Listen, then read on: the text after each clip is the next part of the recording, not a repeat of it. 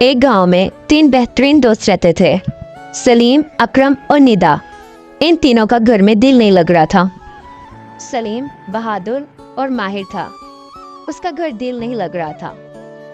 भला ये भी कोई छुट्टियां हुई जो हम लोग अपनी सारी गर्मी की छुट्टियां यहाँ पे कमरों में बंद बैठ के या होमवर्क करते गुजार देते हैं। वो बोरियत से तंग आकर अकरम के घर जाने का सोचता है।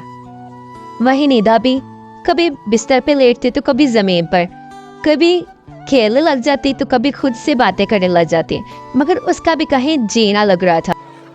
एक तो ये गर्मियों के दिन इतने लंबे क्यों होते हैं। और अकरम ने तो कहा था कि मैं तुम्हारी तरफ आऊंगा, मगर वो आया नहीं। मैं देख के तो आती हूँ कि वो अभी तक आया क्यों नहीं। निदा भी ये कहकर अकरम के घर की तरफ चल पड़ती है।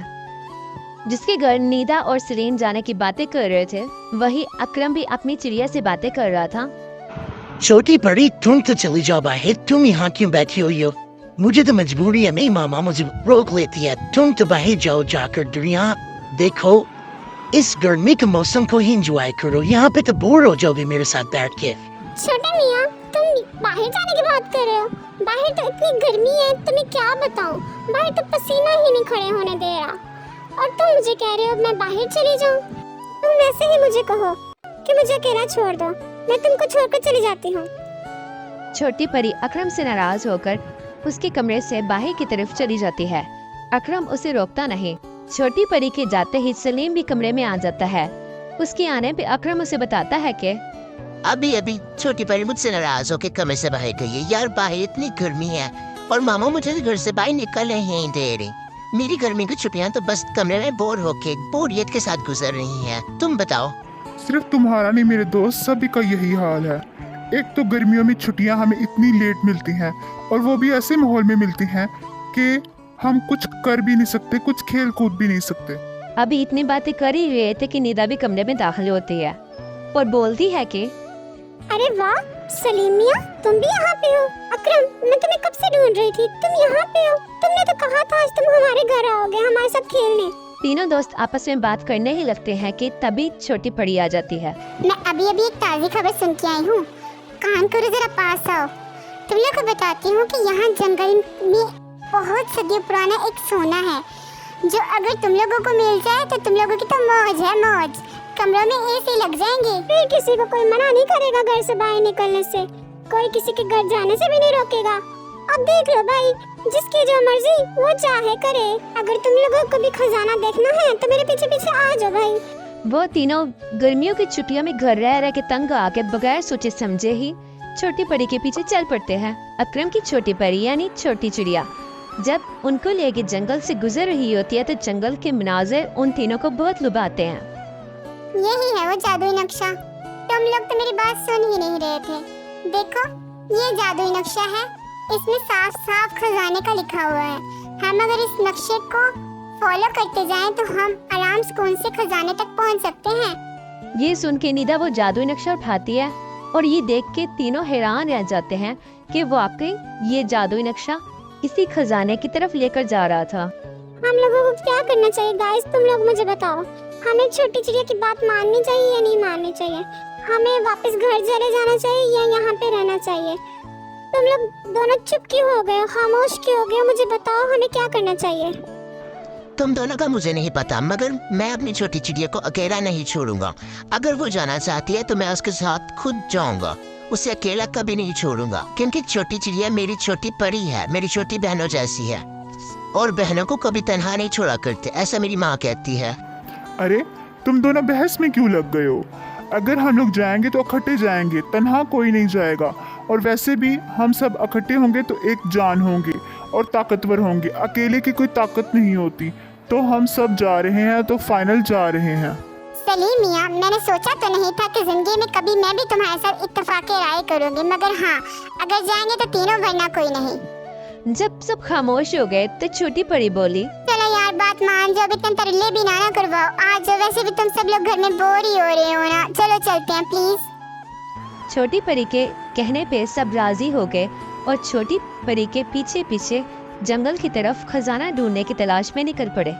उनका रास्ता तवीज़ था, मगर अकरम और सलीम की मज़ेदार लतीफ़ेबाजी और एक दूसरे को मारी हुई जुगतें उनका रास्ता ज़रा भी लंबा महसूस न होने देते और वह थोड़ी ही देर में खजाने की तरफ पहुंच गए। मैं ना कहती थी तुम लोग मेरे साथ चलो तो तुम लोगों को खजाना मिल ही जाएगा। देखा, अब मिल गया ना खजाना। नन्ही परी, तुम देखो तो सही, उसे इतना बड़ा ताला लगा हुआ है और हम कैसे जाने कि इसके अंदर क्या चीज है? वाकई खजाना है? अरे तुम दोनों फिर बहस में लग गए। हमें खजाना मिल गया है ना, अब ये सोचो कि हमें इसे खोलना कैसे है। ये ताला भी खुल जाएगा, उसकी टेंशन ना लो तुम। मुझे बस कोई लकड़ी ढूंढ के दो। एक काम करता हूँ, जब तक तुम लोग लकड़ी ढूंढ के लाते तब तक मैं थोड़ा आराम कर लेता हूँ। जंगल में भला लकड़ी की क्या कमी? चंद ही मिनटों में निदा ने लकड़ी को तराश कर लिया जो कि उनके ताले तोड़ने के काम आती। सलीम, वो देखो लकड़ी। जाओ, शाबाश, भाग के जाओ और लकड़ी लेके आओ आप। सलीम जाता है और जल्दी से लाकर लकड़ी अकरम को दे देता है। अकरम उस लकड़ी से खजाने का ताला तोड़ने की कोशिश करता है। उसमें से एक चुड़ैल बाहर निकल आती है। ओए, तुम लोग तो बच्चे हो, इस उम्र में क्या जरूरत पड़ गई जो किसी का खजाना चोरी करने आ गए हो? अभी इसी उम्र में ऐसे काम शुरू कर दिए हैं। हमें कुछ नहीं चाहिए, हमें बस हमारी छोटी परी वापस कर दो। तुम्हारे बक्से से निकलते ही हमारी छोटी परी गायब हो गई। हमें हमारी छोटी परी वापस कर दो। वो हमारी छोटी परी नहीं बल्कि हमारी बहन जैसी है। हमें वापस कर दो, हम तुम्हें कुछ नहीं कहेंगे, यहाँ से चले जाएंगे।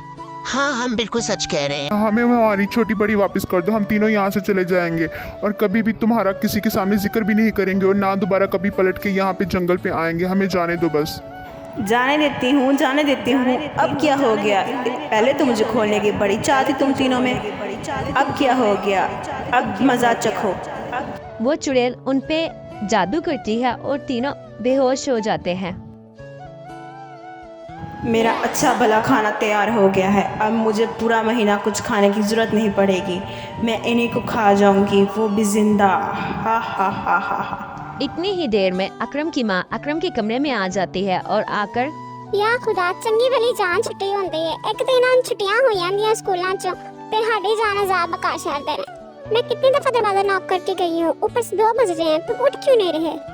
मैं सोया था, वो सब सपना था। छोटी चिड़िया कहाँ है मामा? छोटी चिड़िया ने भी तुम्हारी तरह कसम खाई हुई है कि बस इसे तंग ही करना है। वो भी मुझे तंग करती रहती है, यही होगी। क्यों, क्या हुआ? यानी जो सब मैं देख रहा था वो सिर्फ एक सपना था। वो शुक्र है बच गया। मामा, आज के बाद मैं आपकी सब बातें मानूंगा। रात को देर तक कभी नहीं सोऊंगा, हर बात मानूंगा। जैसा आप कहोगी बिल्कुल वैसा ही करूंगा। चलो बेटा, देर आए दुरुस्त आए। जल्दी से नीचे फ्रेश हो के आ जाओ, मैं खाना लगा रही हूँ। मुँह हाथ धो के आ जाओ मेरा बेटा। अकरम की माँ ये कहकर चली जाती है कि तभी थोड़ी देर बाद छोटी परी कमरे में आ जाती है और छोटी परी आकर अकरम को कहती है कि छोटू मियाँ, तुम फिर से सो गए थे। हम कब से तुम्हारा वहाँ इंतजार कर रहे हैं। हमने खजाना ढूंढने जाना, जल्दी से आ जाओ, जल्दी से, सब तुम्हारा वेट कर रहे हैं। मुझे जाना पड़ेगा नीचे जंगल। मैं नहीं जंगल में जा रहा, मैंने तुम्हें बोल दिया छोटी परी, और तुम भी नहीं मेरे साथ जा रही। और हम अकरम लोगों को भी जाने से रोक देंगे। तुम्हारा दिमाग ठीक तो है छोटू मियाँ? पहले तुम ही जिद लगाए बैठे थे कि हम लोग जाएंगे। मेरे साथ तुम ही राजी थे क्योंकि मैं जा रही हूँ और तुम भी साथ जा रहे थे। और अब तुम, क्योंकि अब मैं समझ गया हूँ कि अगर माँ बाप हमें किसी काम से मना करते हैं तो वो हमारे फायदे के लिए होता है। मेरे को बच्चों को वैसे भी बाहर नहीं निकलना चाहिए, क्योंकि कभी हमें कोई उठा के भी ले जा सकता है और कभी हमें चुड़ैलें भी मिल सकते हैं। इसलिए नहीं जा रहे हैं। सलीम और निदा को मैं खुद मना कर दूंगा, और अगर तुम बाज ना आए तो मैं मामा से शिकायत कर दूंगा। मामा से शिकायत क्यों कर रहे हो? मैं नहीं जाऊंगी, मैं उनको भी मना कर दूंगी। हम नहीं जा रहे। मैं निदा और सलीम को भी मना कर देती हूँ, वो लोग सामान पैक कर रहे होंगे। तुम मैं बस मामा के आगे मेरा नाम मत लेना। Okay bye. उनको ध्यान से मना कर लेना, खुद ना साथ उनके लग जाना।